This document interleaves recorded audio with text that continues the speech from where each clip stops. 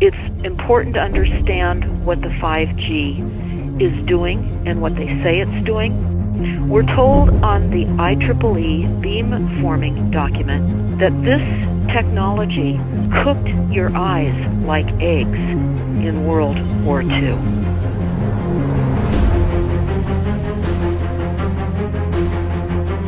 And you all need to understand these are military weapons. These are assault frequencies. If you garner nothing more than that, that's what you need to know. It's microwave radiation warfare, is what this is.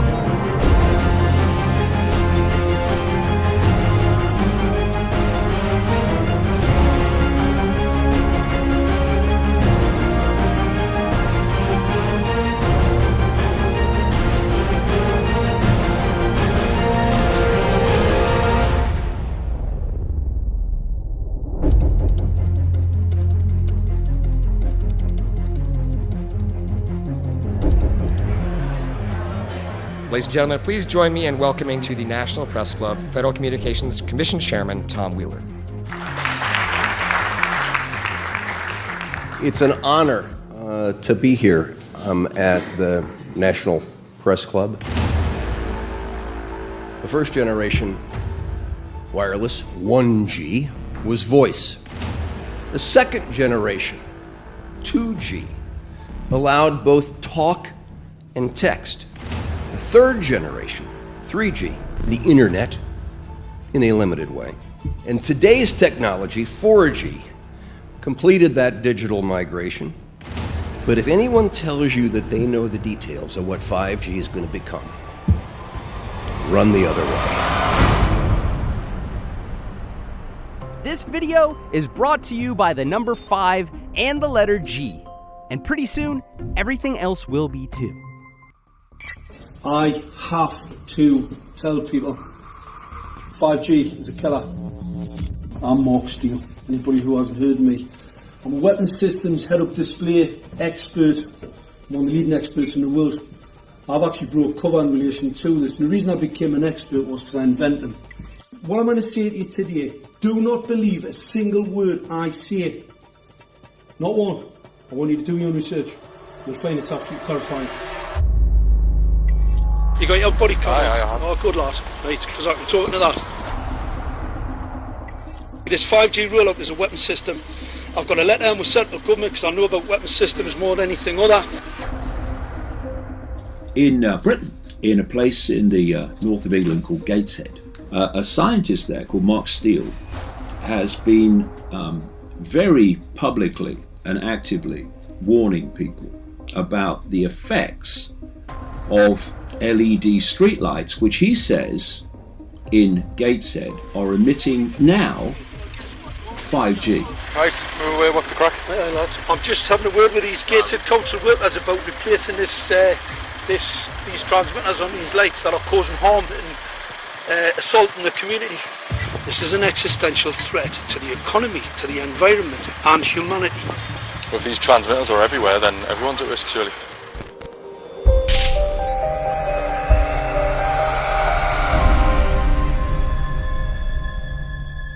There's a lot of confusion about what 5G is.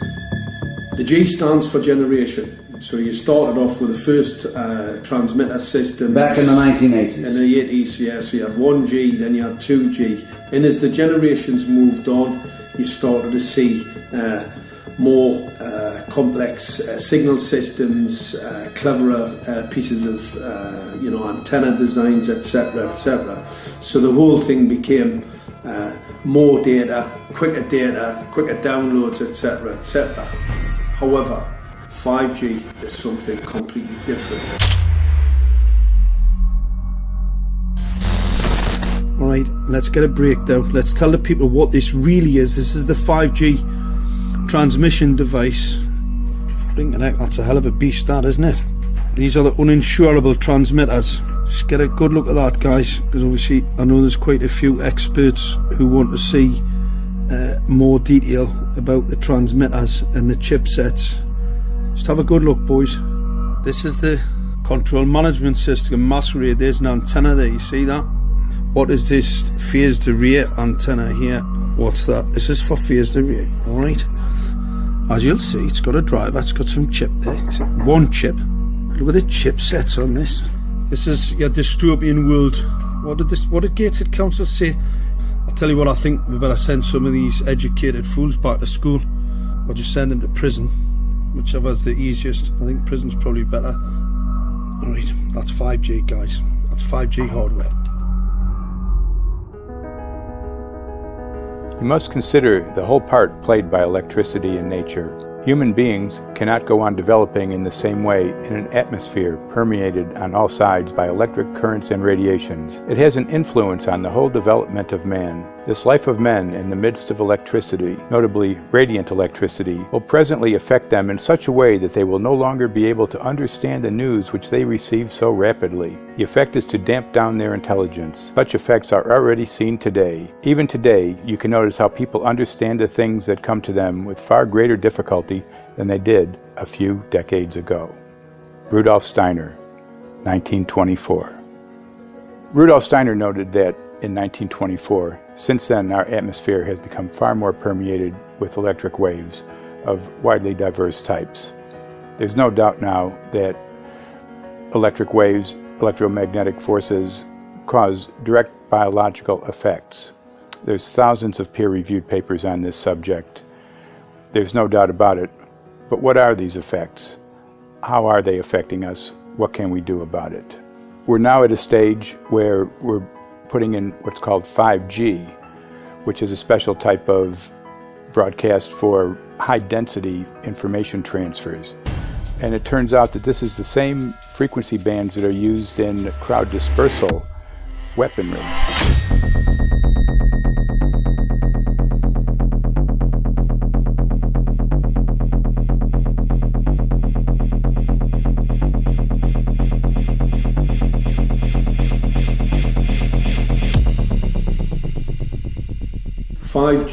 First and foremost, is densification. So it's significantly more transmitters in close proximity to a human, and it is also a sophisticated, illegal, unlawful transmitter. What I mean by that is it is a high gain dielectric lens antenna, and what that allows 5G transmitters to do is to 3D map its environment in your home. The 868 megahertz frequency is specific for battlefield interrogation systems, so sub-gigahertz. It allows the signal to travel through concrete brickwork with ease, and it can actually data gather. It is a target acquiring system. Phased array is basically radar off the battlefield. It is extremely good at identifying targets and being able to lock onto targets.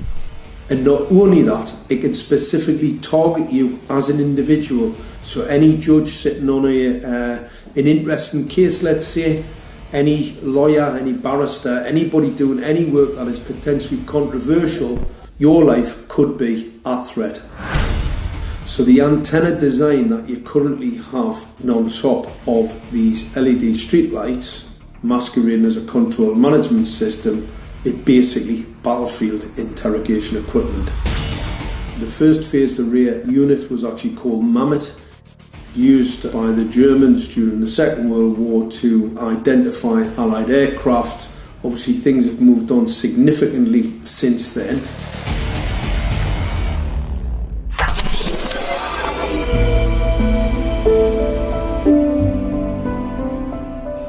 Well, I joined the Royal Navy in 1960, and I specialised in microwave warfare.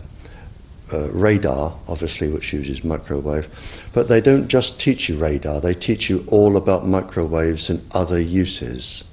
So I understood about microwave warfare and how it can damage people, how it can harm people. Microwaves then were used as weapons, as they are today. It is a perfect stealth weapon, and when governments don't like a group of people, For instance, the ladies who protest at Greenham Common in England about the American missile base they camped, they were microwaved. We microwaved Catholics in Northern Ireland to make them sick. It goes on all over the world. And it's a weapon that you don't know you're being targeted, because the dose is very, very low, which is actually more dangerous than a high dose. It's very, very low, and it may take a year or two, but you can cause neurological damage and cancers with low-level microwaves, and you can make all your opponents sick. It's a perfect weapon for a government. Our impulses are being redirected. We are living in an artificially induced state of consciousness that resembles sleep. Their intention to rule rests with the annihilation of consciousness. We have been lulled into a trance. They have made us indifferent to ourselves, to others. We are focused only on our own gain. Please understand, they are safe as long as they are not discovered. Keep us asleep, keep us selfish, keep us sedated. Almost immediately, I had neighbours knocking on the door, talking about children bleeding from the nose. I had images posted on Facebook.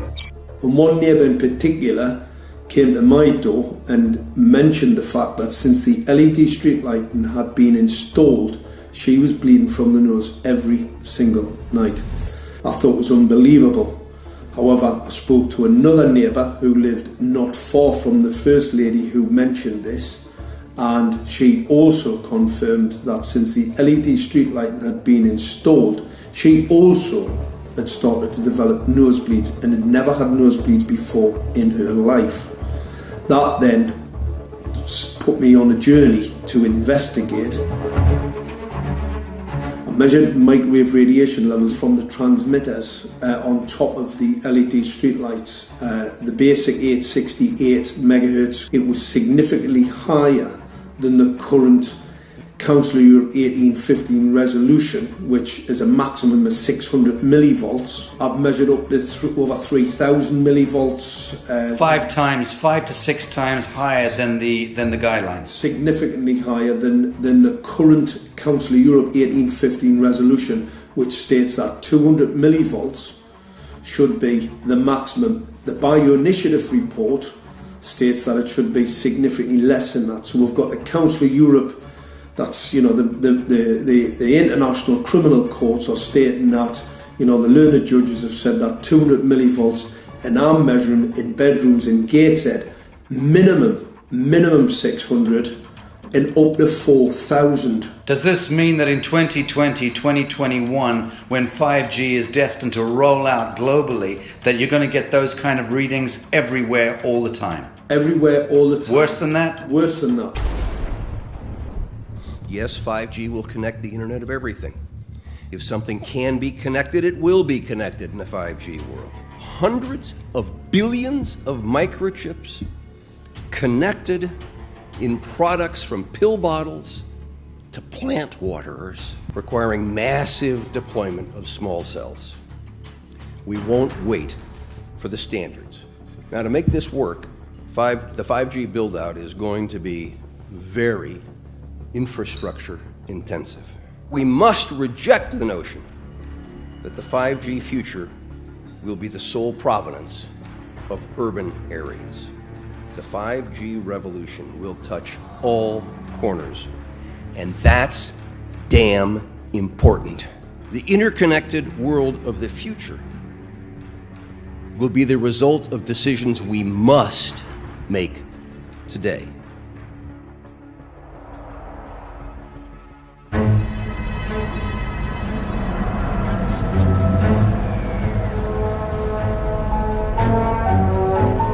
The main issue before us today is Senate Bill 637 and Senate Bill 894, the former by Senator Hugh and the latter by Senator Knopf.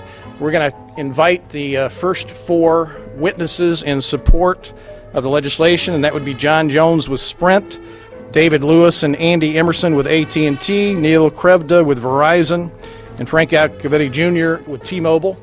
So be straight with me. Is it true? It could be. No, well, very few cases. There was an unfortunate incident out in Iowa. Look, gentlemen, practice these words in front of the mirror. Although we are constantly exploring the subject, currently, there is no direct evidence that links cell phone usage to brain cancer.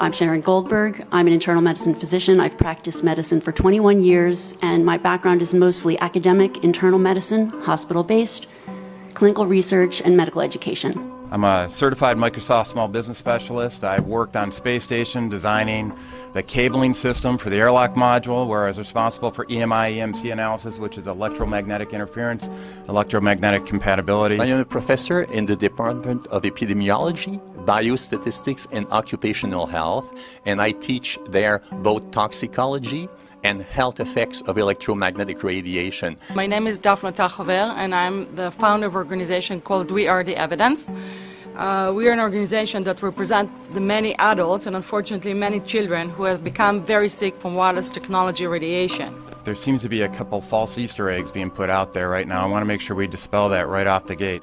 The effects of wireless on health scientifically are very, very clear. So it's always pushed back to the definition of an acceptable level of radiation. And that's what this is, by the way. This is about radiation. Wireless radiation has biological effects, period. My name is Dr. Angie Kolbeck. I've been reviewing the studies showing the impacts of wireless radiation on our health, and there are now thousands of studies showing the following adverse health impacts to wireless radiation: cancer, oxidative damage, DNA damage, DNA failure. Things like memory, dizziness, anxiety, brain fog. Headaches, nosebleeds, cognitive problem, exhaustion. We have evidence of DNA damage, cardiomyopathy, which is the precursor of congestive heart failure. Short and long-term memory loss, decreased attention spans, lower reaction times, even involuntary contractions of muscles causing misalignments of spines and jaws. Breast cancer. We suddenly have breast cancer in women who have no DNA predisposition. Disrupted immune function and change in stress proteins, reproductive and fertility effects. There are dozens and dozens of studies that show beyond any doubt what this radiation is doing to our sperm. Now, if you take the cell phone out of your pocket, the sperm will recuperate within 3 to 4 months. What would not recuperate would be the damage to the DNA of the sperm. That is irreparable. The wife of the ex-governor of Indiana was diagnosed with glioblastoma. Same brain tumor Ted Kennedy had and John McCain had. Did you look at John McCain's scar? This is a cell phone brain tumor. LeBron James, one of our sports people, had a salivary gland tumor. That is another cell phone tumor. You didn't hear about it because immediately after that was discovered, he was paid by Samsung to become their spokesperson. We are seeing increases in brain tumors. We're seeing increases in Alzheimer's. We're seeing increases in all of the neurotransmitter diseases, ALS, Lou Gehrig's disease, Parkinson's. These are all disease systems that are known to be associated with low-level energy exposures. We talk about 24/7, around-the-clock exposure, wherever you are and your whole body. You never get away from it. And it seems from our studies that maybe your immune system can cope with for a time, but it will deteriorate. Then the irradiation will definitely damage cells at a deeper level, and the question is what will then happen? These are out of peer-reviewed papers, so these are not just hypochondriacs thinking that they're doing it. We're having real problems with this. This is no longer a subject for debate when you look at PubMed and the peer-reviewed literature. These effects are seen in all life forms: plants, animals, insects, microbes. So 5G is not a conversation about whether or not these biological effects exist. They clearly do. There is scientifically evidence that is so strong that you can be certain that the standards used by the FCC to manage health effects are wrong. We need to start measuring how much radiation are people being exposed to. before we roll out 5G, there are 4 kinds of electromagnetic fields that we know are harmful to human health. So radio frequency radiation, magnetic fields, dirty electricity, and electric fields, okay? Our exposure, any given person, and all humans are affected by EMFs. What is our exposure in a day? It's not one cell phone. It's cell phones, it's multiple wireless networks, it's smart meters, it's cell towers. It's this sandwich, and it all adds up. The data we're going to look at are all published science, testing results, or public standards. At the bottom end of the radiation scale of what's called power density, or signal strength, is the minimum level at which cell phones will work, which was found to be 0.2 billionths of a microwatt per centimeter squared. Pine needles were found to age prematurely at 0.000027. At short-term exposures of 0.05, children aged 8 to 17 experienced headache, irritation, concentration difficulties, and behavioral problems. 0.1 is the biobiology or building biology guideline for extreme concern. 1.0 produced sperm DNA fragmentation and a decrease in sperm viability in vitro. Also at 1.0, the science shows the following bodily effects can occur: headaches, dizziness, fatigue, insomnia, chest pain, difficulty breathing, and indigestion. 2.5 saw altered calcium metabolism in heart muscle cells. 4.0, changes in the hippocampus affecting brain memory and learning. And at 6.0, DNA damage in cells. So, where are smart meters on this list? Electrical Power Institute in December 2010 measured a single Itron smart meter with pulses up to 7.93 microwatts per centimeter squared. Our own testing indicated approximately 8.0 with 1 meter. These tests are at a close distance, approximately 1 foot away from the meter, but an infant's crib could be just as close on the other side of the wall where the meter or bank of meters are installed. Even though there are all these known health effects at levels far lower, Switzerland, Liechtenstein, and Luxembourg see fit to set the standard at 9.5. And China, Poland, and Russia, 10.0. This is the same level at which behavior has been altered, producing reflexes of avoidance following 30-minute exposures. A room of 12 smart meters, very common and even a conservative number in an apartment building, tested at 19.8 microwatts per centimeter squared. This is hundreds of times higher than levels which clearly indicate harmful effects. So, how can utilities and governments get away with forcing these devices on everyone? This is how. In Canada and the US and several other civilized countries, the safety limit is set at 600 to 1,000 microwatts per centimeter squared. This so-called safety limit is literally tens of thousands of times higher than levels which are known to damage health according to peer-reviewed published science.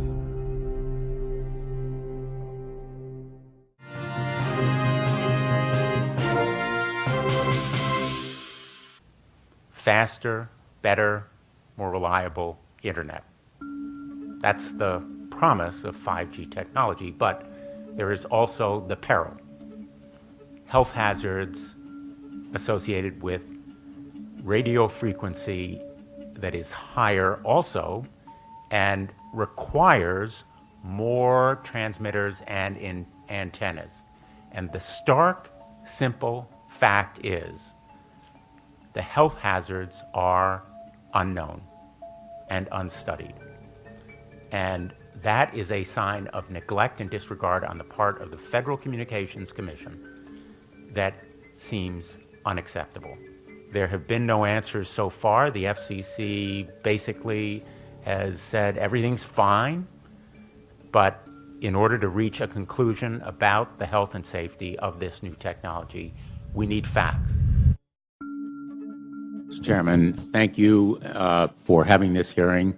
5G, as you well know, also uses higher frequency waves that don't travel as far and will rely on a network of hundreds of thousands, potentially millions of small cell sites. And the question then is, are there any health implications, any public safety implications to those additional sites that are likely to be located close to homes, schools, workplaces, and closer to the ground, correct?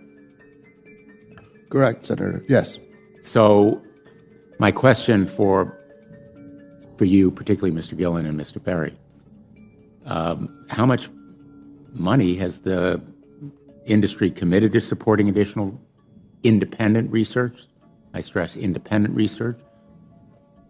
Is that independent research ongoing? Has any been completed?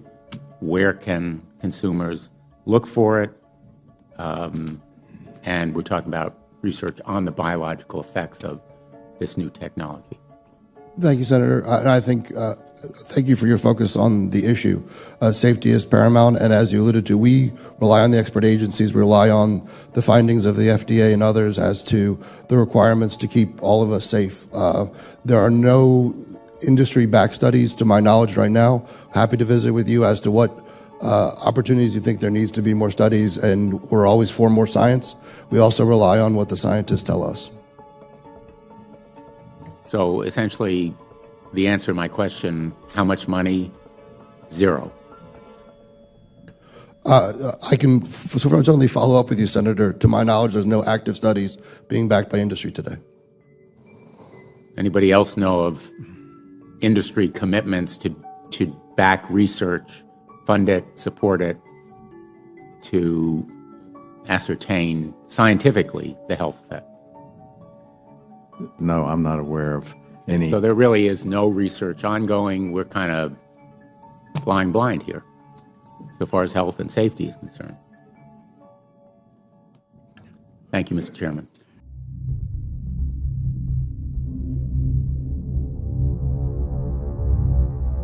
You're a trained medical professional. Yes. We don't have one on the panel. What are we to make of the American Cancer Society, for example, telling us there's no evidence of harmful product? Many of these organizations have conflicts of interest. Very briefly, if you can, what do you mean by conflict of interest? One of the first things that you teach residents is that you always have to look at the funding.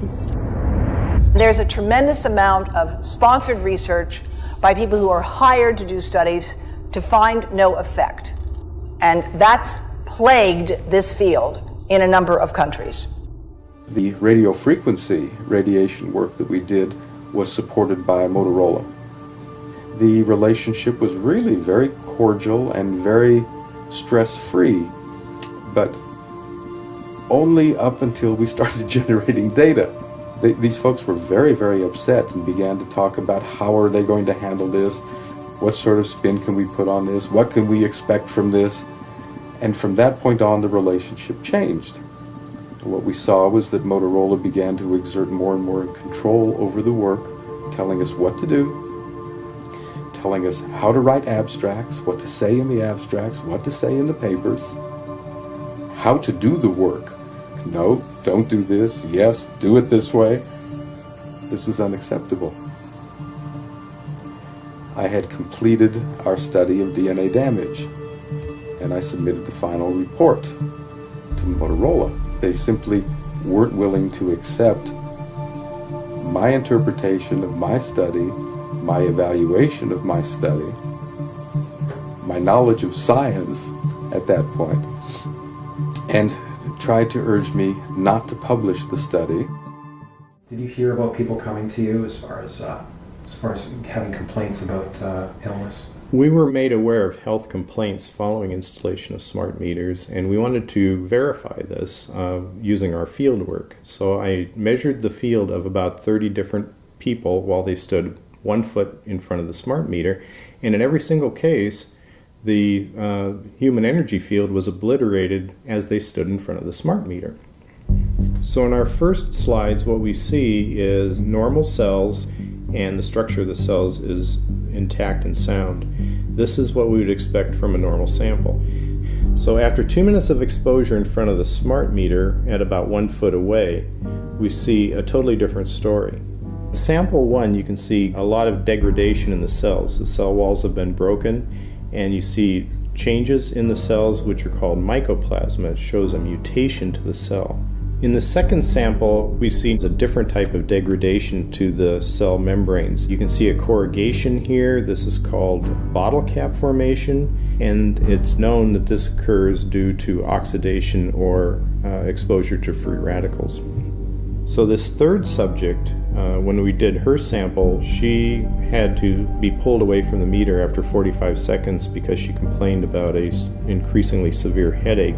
And here you see a phenomenon called rouleau, where the red blood cells are stacking up, which makes it very difficult for the blood to deliver oxygen to the tissues as they would be their normal function. Every single one of these is a degradation. Every single one of these shows a trauma to the blood cells, and that came from something, and the only variable was the smart meter. The good news in all this is the patient and the blood can return to normal once they have been removed from the influences of these stressors.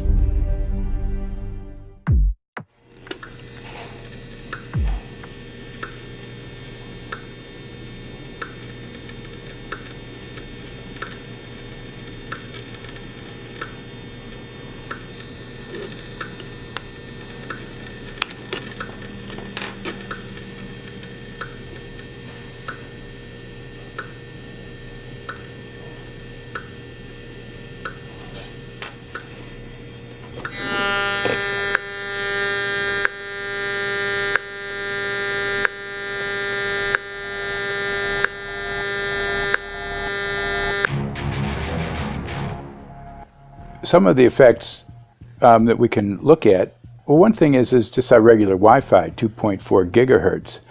That's in the same range as microwave ovens, which are also called radar ranges, because that is radar.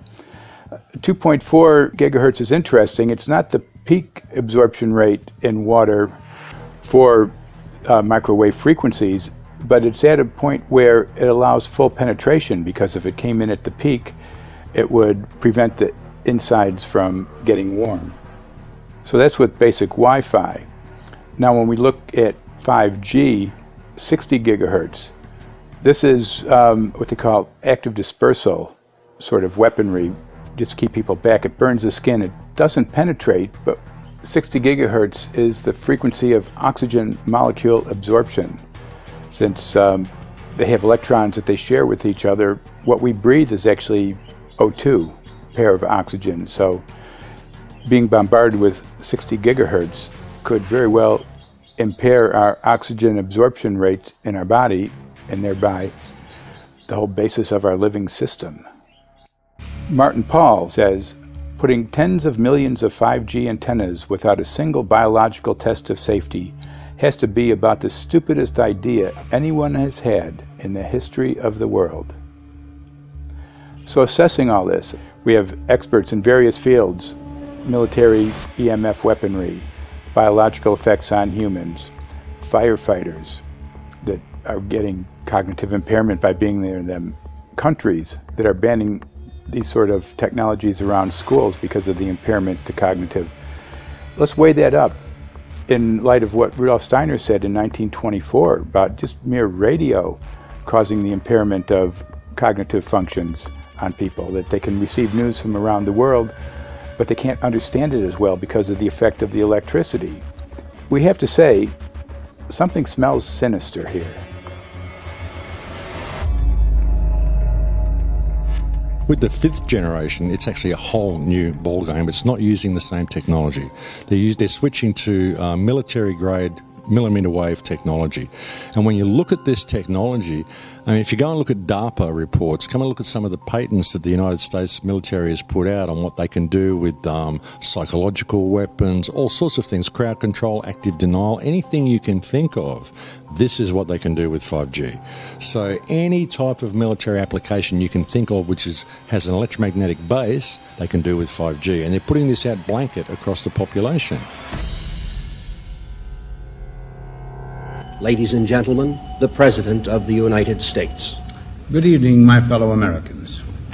In the councils of government, we must guard against the acquisition of unwarranted influence, whether sought or unsought, by the military-industrial complex.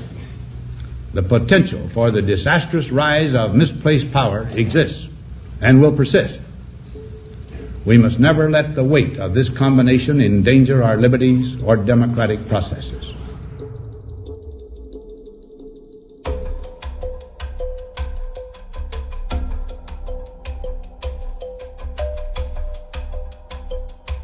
The FCC is a capture agency. They probably conducted what I believe to be the biggest fraud on the public ever conducted. The FCC has been described by Harvard University's Center for Ethics writer Norman Alster as the most captured agency in D.C., acting more as an industry cheerleader than a regulator. This is especially true today with 5G, where there are serious safety concerns and potentially misleading information coming from the FCC. For example, the previous chairman of the FCC is Tom Wheeler. He was the head of the Wireless Lobby Association for 14 years. Now remember, Obama told us there would be no lobbyists in his administration, so he took the biggest lobby and put him as a head of the FCC. And that's damn important.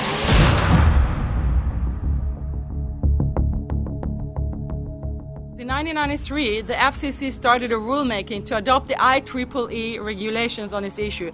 IEEE is an engineer association.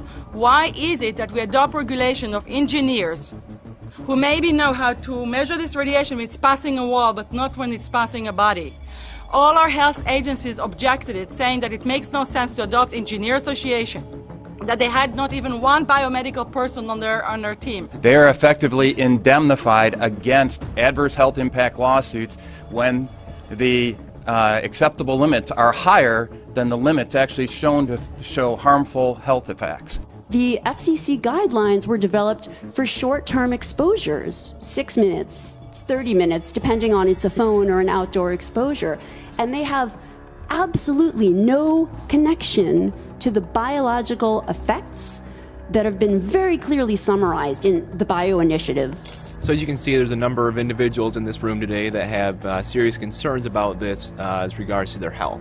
If one of your companies decides to put one of these small cells up at a pole that's within, say, 50 feet of one of their houses, what recourse do they have to say, is there a way to move it somewhere else? There's language in the bill so that the authority can require the applicant to come forth with certification of compliance with the FCC's rules related to radio frequency emission. Remember that denial of request or denial of permit request that you can put in? It's going to point back to the acceptable levels as determined by the FCC. Not the EPA or not the CDC, the ones who usually take care of health concerns, but by the FCC, which is staffed by former members of the telecommunication industry. That's the fox guarding the hen house. It's a fact that most insurance companies will not indemnify against EMF effects. Telecom companies around the world are warning their investors of potential major costs due to real or alleged risks of EMF pollution from their products. Interestingly enough, they're warning their investors, but they're not telling their customers. They're basically keeping it quiet because that's where their money comes from. So we're using technology that could be very potentially harmful to us, and the investors know it. But their only worry is that they might lose money, not that our health might be affected. First of all, I think what you should really think about is why is it that they're not insured? It's not that they chose to be self-insured. They're actually rejected by the insurance company from being insured because they understand the risk. And so the insurance companies, the big insurance companies, will not insure the telecommunications? So there's insurance companies, and then there's what's called secondary insurance companies. Secondary insurance companies are the insurance companies that insure the insurance companies. So in an event, an insurance company, let's say I insure Verizon, and it may not be able to meet the claims, then the secondary insurance company is kicking in. Like Lloyd's of London. Sorry? Like Yes, Lloyd's of exactly. London. So two leading ones would be Lloyd's of London and Swiss Re. Both told the insurance company not to insure the wireless industry, and this is why they're not insured. And that should give you a hint. Now, this is exactly why they have to prevent a health lawsuit. And how did they prevent lawsuit? That goes back to Section 704.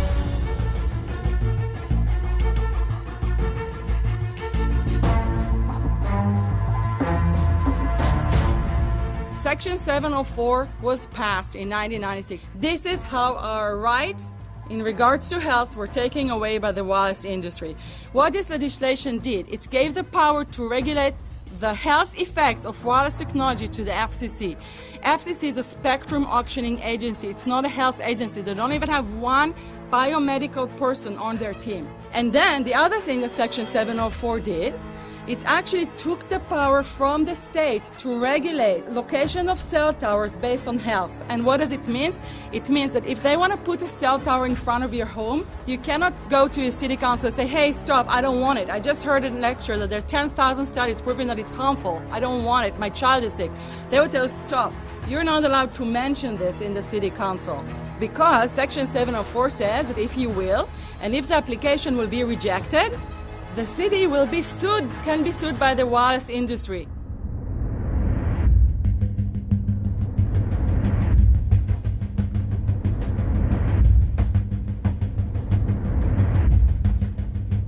A major U.S. government study on rats finds a link between cell phones and cancer. Very first government study linking the radiation from cell phones to cancer. 2-decade, $30 million federal study out today found there is some evidence of a link between cell phone radiation and brain cancer. Professor, what is the NDP? I've heard that study several times. NDP is what? So it's a $25 million study on the rats and mice that was supposed to demonstrate that there were no effects of radiation below thermal.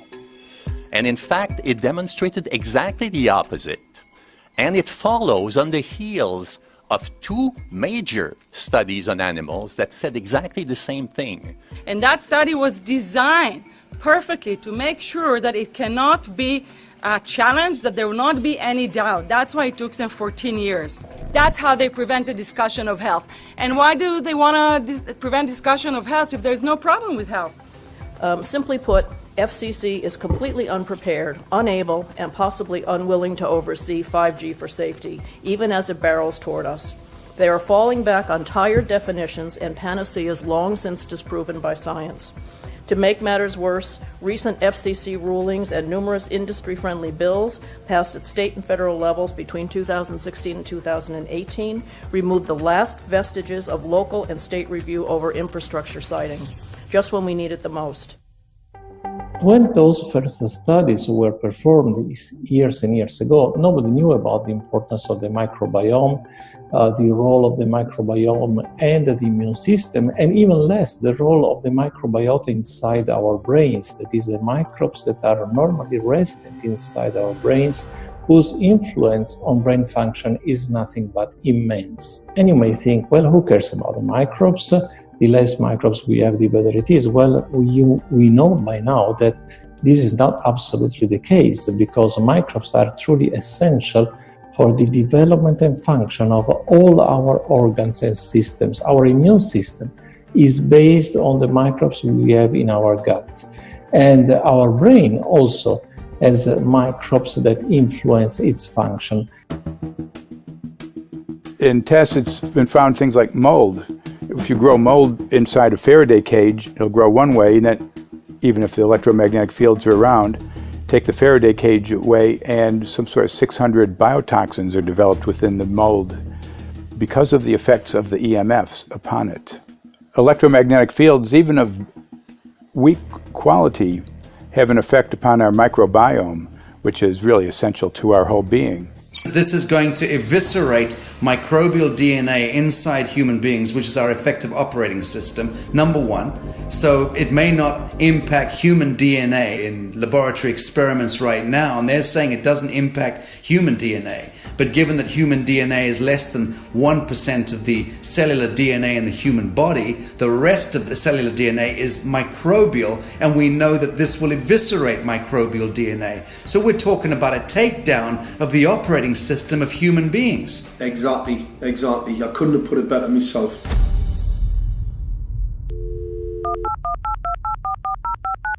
John Brandt. Morning, Mr. Brandt. Wow, this is Amanda from Virginia. Hi, how are you? Hi, I've been trying to get a hold of you for months now. You guys are covering up chemtrails. No, we are not covering it. We have no reason to cover up chemtrails. Of course, you have every reason to cover it up. Every reason. It's called What losing your reasons job. would that be? Oh, well, you personally, you would lose your job if you were to reveal anything to me, and it's probably unsafe for you to even be speaking about this, considering the types of individuals you work for. It's not unsafe. It is unsafe. There's no problem with us talking on, you're a citizen, you're making a complaint.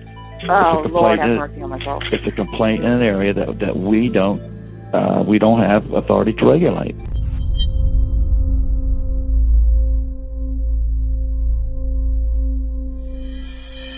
So the connection between chemtrails and 5G. It's all interconnected. The metallized particulates that would allow the 5G phased array, so basically the radar that would allow it to be able to identify you, so it can watch you, it can identify you in your own home 24 hours a day, 7 days a week.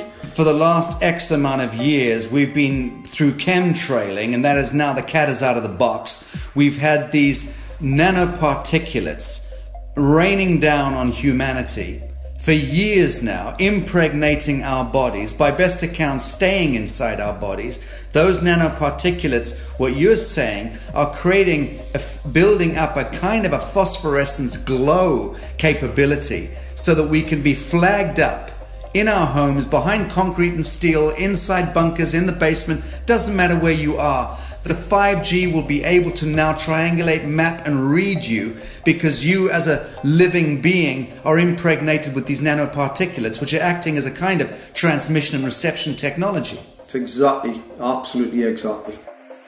You have to consider that DNA also works as a fractal antenna, which is able to send and receive and also to process signals under the form of radio frequencies. Well, then there is no doubt that artificial radio frequencies, such as those of cell towers, and in particular these new types of towers that have a much higher density of signals, they may somehow interfere with the ability of DNA to retain and transmit biological signals. So this is one level of danger that very few biologists are aware of. How much effort was put forward to address this, what most of these people or many of these people are here for, which are the health concerns? Was there any dialogue back and forth? Was there any working? Was there many studies evaluated to look at regarding this area?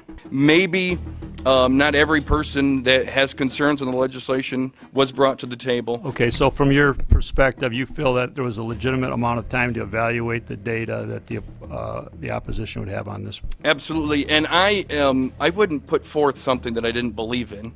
And I'll tell you, as I mentioned earlier, and it's been commented several times amongst the panel here, this is truly an economic development issue. Our 3-year-old, again at home, is outraged when we pull out the driveway and he's not able to access Wi-Fi.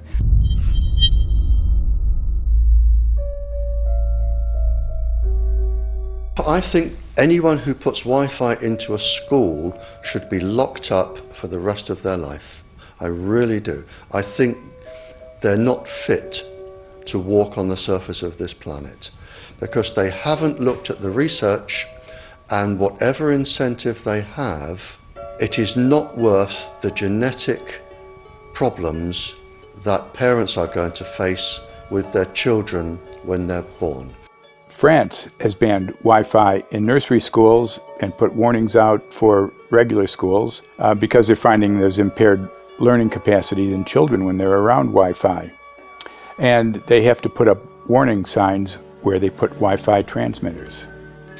When I got sick and I learned that they're putting Wi-Fi in the schools in Israel, I was very sick at the time, but I could not tolerate the thought that children in the schools will become as sick as I have. And after a few months of correspondence, I submitted a Supreme Court case in Israel to ban the use of Wi-Fi in the schools and replace them with wired network. The 4 top diseases that kill our children, our young adults right now, are brain tumors, thyroid cancer, testis cancer, rectal cancer, everywhere we put our cell phones. And a lot of our children are sick and they're being misdiagnosed and mistreated because the wireless industry has put billions and billions of dollars in the past 30 years to mislead the public as to the health effects and keep the public uninformed. We are performing an experiment on children.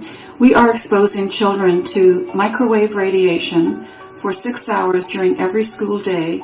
We have had absolutely no studies looking at the long-term effects of this radiation on young people or even on adults. A considerable amount of research shows that developing brains and bodies of children are much more affected than adults. And there are clear indications of a link between increased electromagnetic fields and autism spectrum disorders. We took 10 autistic children and went back to the sleeping location where the mother was when she was pregnant with that child and compared it with the sleeping location of a mother that gave birth to healthy children. We had 10 mothers in that group, 10 mothers in this group, and in the group of the autistic children, we found that the measurements that we got for the microwave exposure was elevated compared to the group of children that were normal. The fetus is affected. The exposure to man-made electromagnetic fields has become the first factor that could be isolated ever in autism that could predict autism. The fifth generation of wireless technology, or 5G as it's being rolled out worldwide without safety testing. Let me say that again, without safety testing. And how we've got scientists and doctors and environmental organizers saying, stop this. Because in terms of the effects of wireless radiation, the science is in. Wireless radiation can lead to cancerous heart tumors, brain tumors, DNA damage.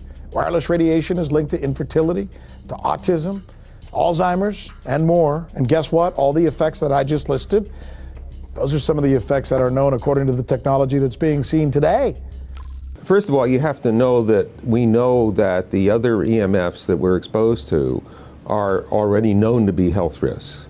And basically that 5G, because of the frequency that's going to be used and because of the extraordinarily high pulsation levels that will be used, is a much bigger threat to our health than the things that we already have, which are very substantial threats to our health. We're not just talking about the intensity. We're talking about the frequency and the very high level of pulsations.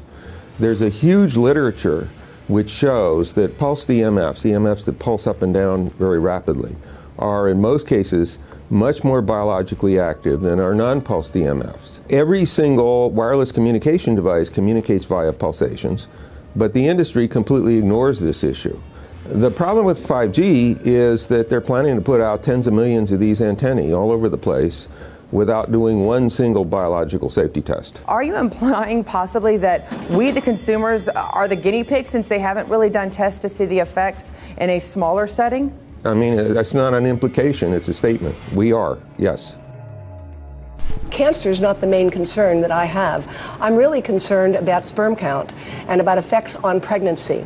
How many of you know that 1 in 6 American couples is unable to have a child when they want to? How many of you know that last year the birth rate in this country dropped the most that it ever has in recent history, 3% in a single year? People look at the sperm, and people use cell phones, and the sperm, usually sperm swim, and they swim straight. But if you expose them to radio frequency, mobile phone waves, they swim in a circle. Studies have been done here in Australia, taking sperm from healthy men. And one test tube gets exposed to cell phone radiation, and one test tube is not exposed to mobile phone radiation. And then the results are evaluated. And this is a measure of vitality. We measure how well the sperm swim. This is a measure of motility. This is a measure of mitochondrial DNA damage. They have 3 times as much damage on their DNA if they have been exposed to mobile phone radiation. The data on that are rock solid. Cell phones can damage sperm quantity and quality. Your embryo, your uterus in the fetus, where your child is developing for the first 100 days, in the ovaries, the eggs do not have that protection. So they are at maximum risk from radiation. And for the first month or so, you wouldn't even know you were pregnant. You wouldn't even be taking precautions. That is the main danger area. So you give birth to a daughter, but her ovaries are now contaminated. She may be normal, she may be genetically damaged, but her ovaries are at the most risk. So when your daughter grows up and she becomes pregnant and has a baby, this is where one of these eggs will be fertilized and come out. So the real damage here is your grandchildren. That is where it is going to show most. Do you think that there is a chance that within the third generation of females, they may be irreversibly sterile? Not in the third generation, but in the fifth generation, and that would for humans be something in the order of 150 years ahead of us. And of course, then it's too late to say that you are sorry, and it's very too late to say stop. There is a wealth of papers. I mean, we're talking about thousands of published papers in the scientific literature, few of which, or sometimes none of which, have entered the official documentations from authorities and likewise. So I think it's really time to have an independent compilation of data. Such was done at August 31st, 2007 in the form of the Bioinitiative report, of which I was one of the authors. And then we put together approximately 2,000 scientific references on a little bit more than 600 pages, clearly saying that if you, for instance, if you are a rat or a mouse or a cell or a molecule, you should definitely not allow yourself to be exposed to this. And in the meantime, we have this full-scale experiment using our own kids. One interesting case, John Patterson. He was a telecommunications engineer in Sydney, Australia. Very brilliant man. For 20 years, John tested Telstra digital systems. Over the time, he realised the dangers of electromagnetic radiation. It disrupts the bioelectric system of your body, which is really your brain, your nervous system, how your muscles talk. And he tried warning of these effects through different agencies, through his company. Got all the test gear out and measured it and drew up a report, and I was immediately removed from service. Finally, in 2007, he took matters into his own hand. He commandeered a used British Army tank and went and destroyed 6 cell phone towers in Sydney, Australia, because he wanted to stop this. He was trying to make a point. The message was that how dangerous it was. You know, these people were elected by us to manage our infrastructure in a responsible manner. That is the sole purpose of government if it's going to exist at all. And if it doesn't do that, then it has no right. It is invalid. So we need to pull this infrastructure down. We really do. But in order to do that, I mean, we can't just be some violent domestic terrorist. You've got to bring this awareness to the people that these towers are doing them damage. You don't need bandwidth that fast. And they're not doing it so you can download movies quickly. They're doing it so they can track every single thing you do and bring in this social crediting system to control even everything you think. There's a story about a lady called Claire Edwards. She was a United Nations staff member, and she was warning of the potentially catastrophic dangers of 5G technology. I took the issue to the UN Secretary General, Antonio Guterres. He is a physicist and electrical engineer, and lectured on telecommunication signals early in his career, yet asserted to me that he knew nothing about the dangers of 5G. Current public exposure levels are at least 1 quintillion, that's 18 zeros, 1 quintillion times above natural background radiation, according to Professor Olle Johansson of the Karolinska Institute in Sweden.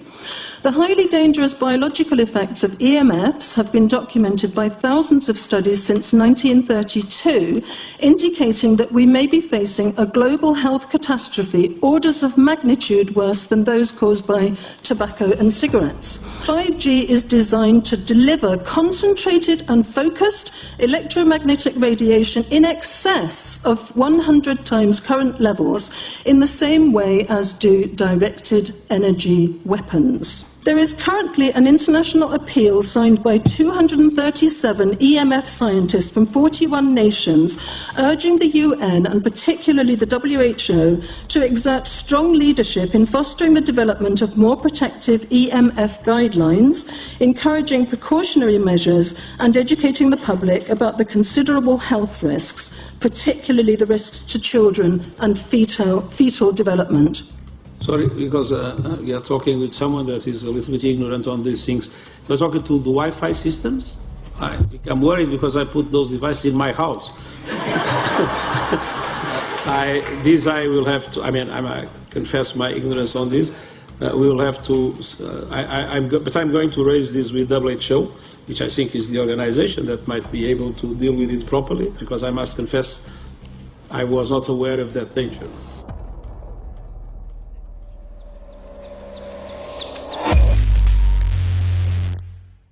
In 1996, when the Telecommunications Act was passed, in it was a provision essentially that kept local officials from addressing health issue concerns when approving or not approving a cell tower. So that's correct.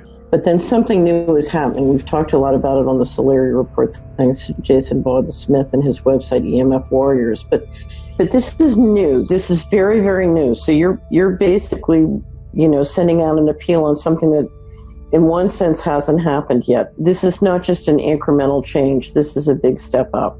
It's a sea change. An onslaught's not an improper word. It's a bombardment.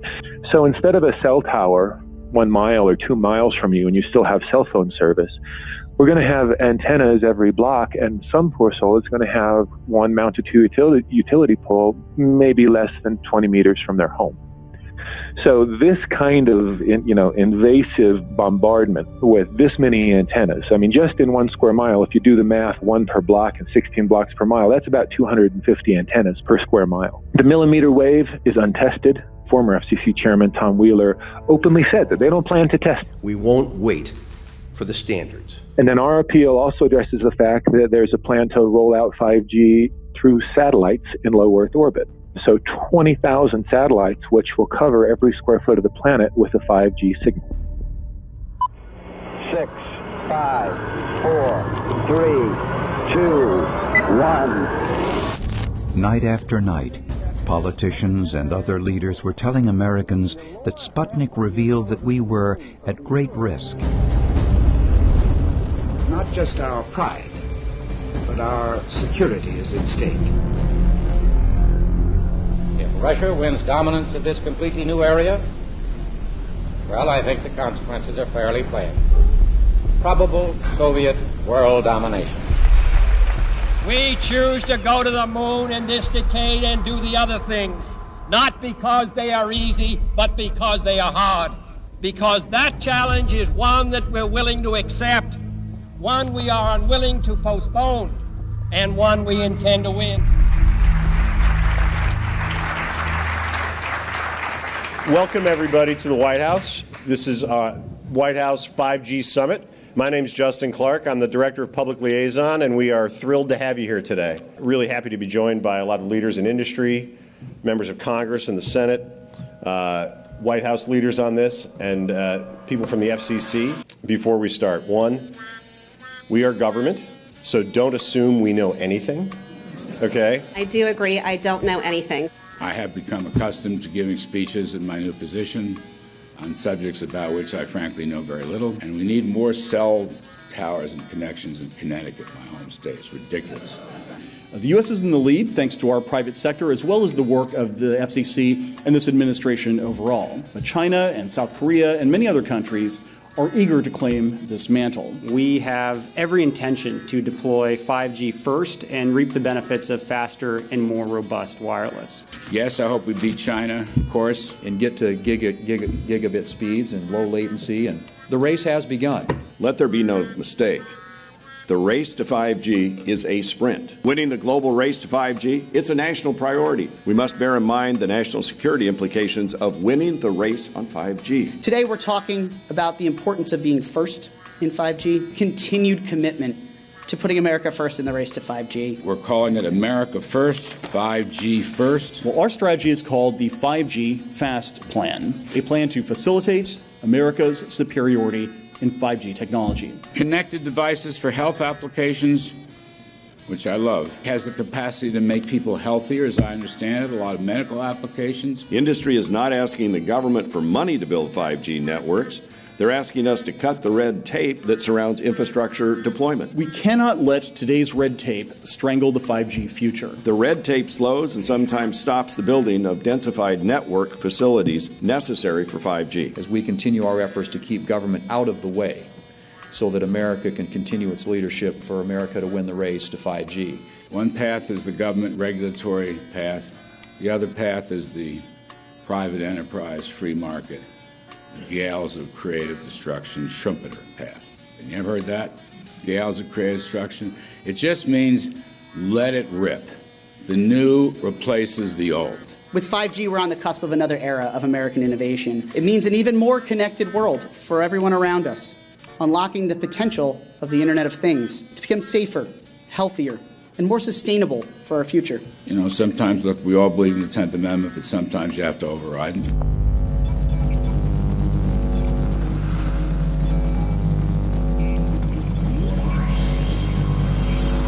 By the way, the 1996 bill permits that kind of override. We're not here to be completely heavy-handed, but sometimes you got to do what you got to do. And some of these states or cities that don't want to cooperate want to shake us down. We can't allow obstacles and barriers to stop this movement. That's all.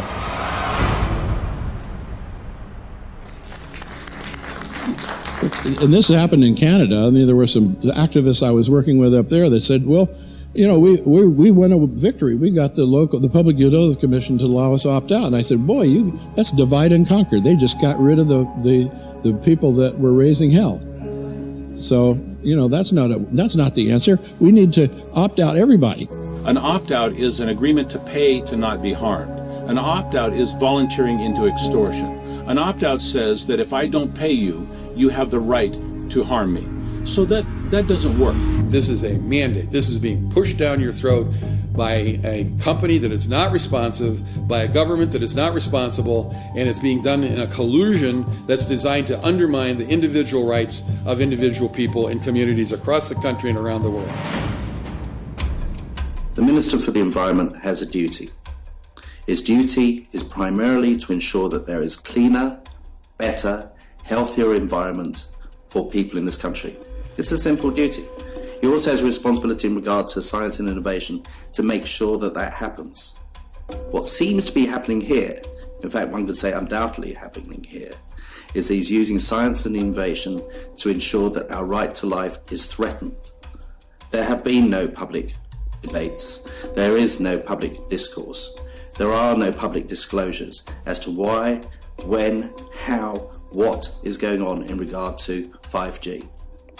That by itself is a breach of ministerial responsibility, and one which we really should look at in terms of a private prosecution against the ministers who have failed to protect our right to life.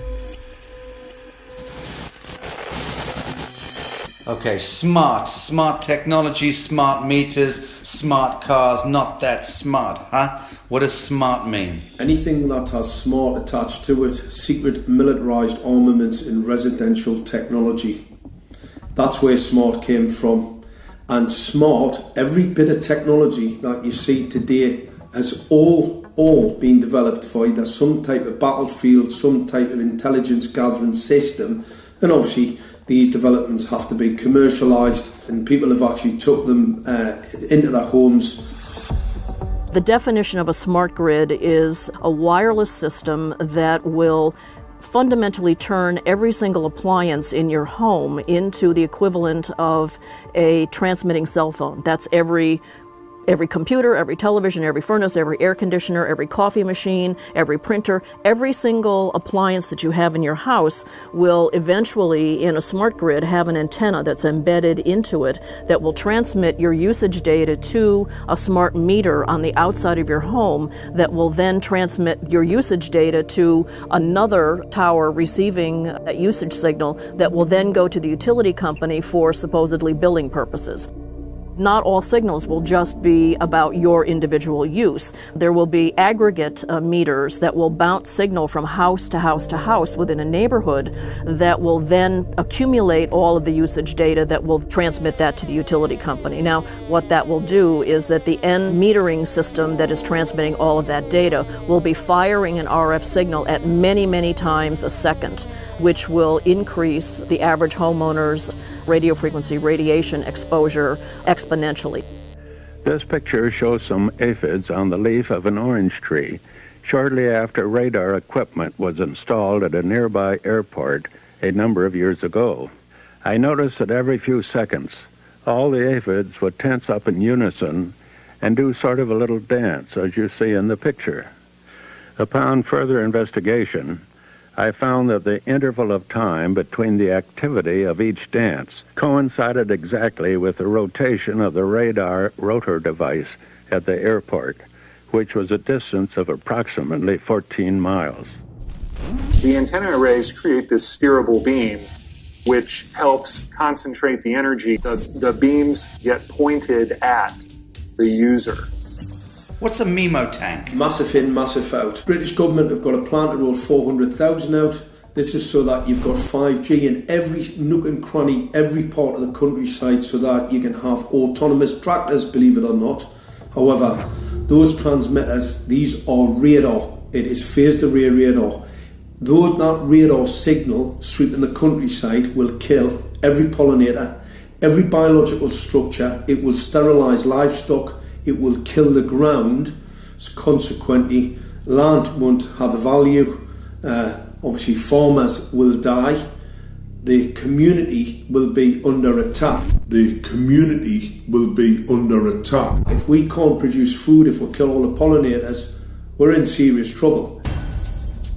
The takeaway is that 5G, the $1 trillion rollout of 5G by our friendly local government, is definitely a weapon system masquerading as a modern efficiency technology. It most certainly is. And what I put it down to, it's economic terrorism.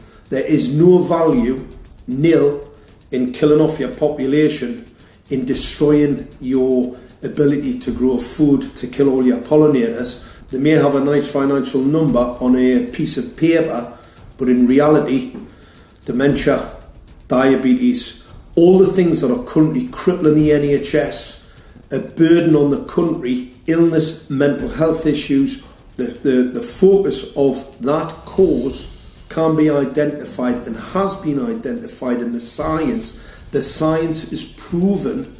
The epidemiological data that we're seeing on the street is now substantiating that science. The DNA inside you, the mitochondrial DNA, you can trace unchanged to your mother, her mother, her mother, right the way back to the beginning of the human race in Africa, the Stone Age. It is unchanged, the mitochondria, and that is being unchanged in your children, which means if you damage it, your child could be genetically damaged, then her child, and her child, and her child, forever. You are condemning the future generations of every single child.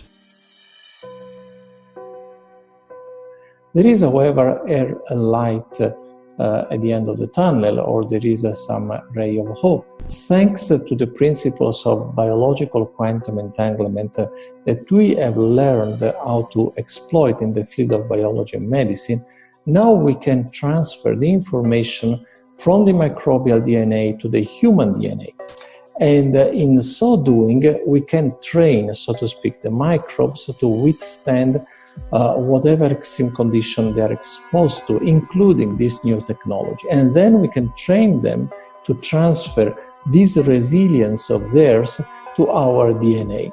So let's say that there are good reasons to be worried about the introduction of these new technologies, but fortunately, since the knowledge in the field of quantum biology, in the field of microbiome medicine is advancing as fast as potentially harmful technology, then we can exploit this knowledge to protect ourselves from any real potential or perceived danger from these new technologies.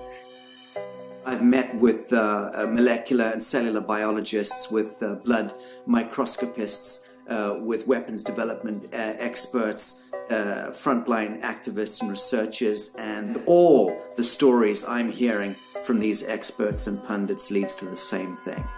5G is almost certainly the end game. It is an extinction event brought into our homes, into our classrooms, onto the high street, into the very cells and DNA in our human bodies.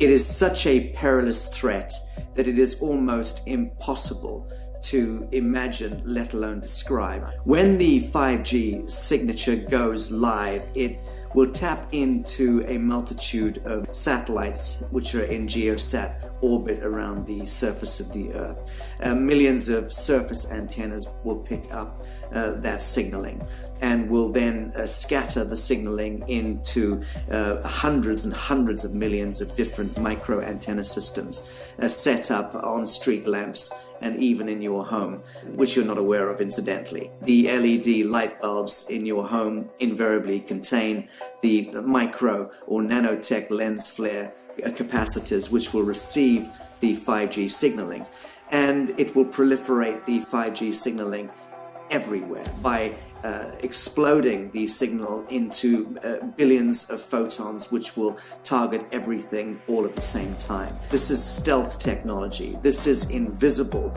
science. But what it means in simple terms is that you will be flagged up, visible, trackable inside your own home. Anywhere you move on the surface of the Earth, they will have a lock and load tracking capability over you. You will be visible to invisible masters, each one of us, all the time. Today, our governments and the corporate sector have managed somehow to infiltrate the mainframe of our civilization and are pushing through a $20 trillion infrastructural rollout without any, and I mean without any, health science running behind it. There have been no tests. Your government and your health authorities are either in collusion on this matter of genocide and ecocide, or they're just damned stupid, and I would suggest it is the latter. Shame on the technologists and the electricians who are furthering this technology in our homes, in our offices, in our streets. Shame on the legislators and the parliamentarians and the troglodytes and bureaucrats that proliferate our society today. Shame on that echelon for putting their signatures to contracts which allow the fast tracking of this technology into our homes and onto our high streets. Shame on the parliamentarians and international leadership whose wet ink signatures and seals of office are sanctioning and permissioning the rollout of something which is arguably the greatest threat to humankind. Shame on each one of us who now fail to get up out of our homes, walk out of our front doors, and challenge every so-called authority who dares to violate our bodies, our homes, and our future generations.